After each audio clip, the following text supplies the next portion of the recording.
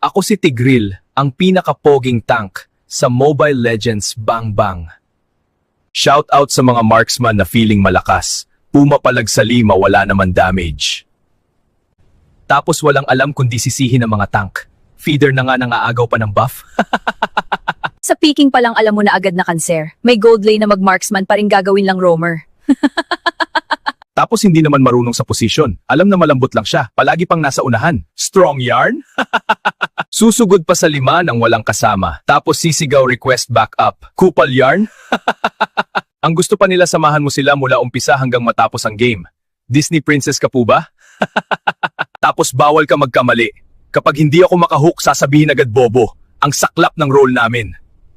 Kapag hindi ako makapag-set, sasabihin, "Hoy tank, marunong ka ba?" Wala din appreciation kaming matanggap.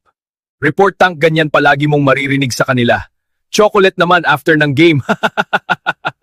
Ang gusto nila bantayan mo sila. Reminder tank kami, hindi kami bodyguard. Alam mo yung kakaumpisa pa lang ng game, gusto agad palagi clash, tapos kapag hindi mo sinamahan, mag-troll na lang sila agad.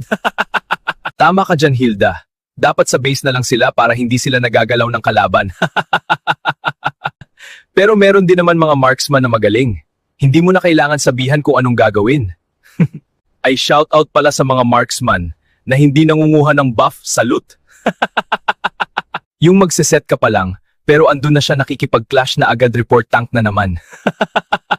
Hindi ko nga pinapasakay kapag bonak ang marksman namin. Bahala siya sa buhay niya. Tama yan, Johnson. Ako iniiwan ko sila sa lane. Nakakaasar, ayaw na lang mag-Candy Crush sa bahay nila.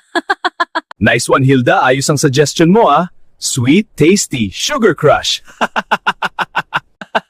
Mas mabuti pa ganun na lang gawin nila. Tahimik ang buhay nating mga tank. Walang mga makukulit na marksman. Kung ayaw ni sa Candy Crush, edi maglinis na lang sila ng bahay. Tama ka, Hylos, walang magulong marksman. Ang sakit na ng tiyan ko kakatawa dito. Kaya umayos kayo mga marksman.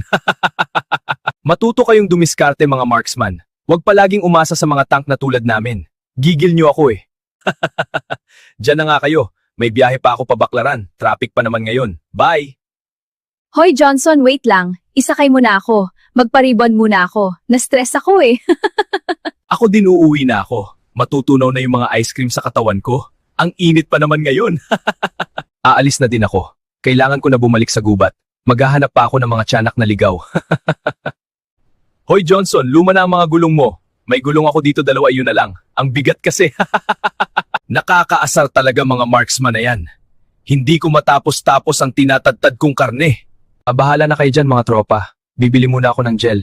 Gumugulo na kasi ang buhok ko.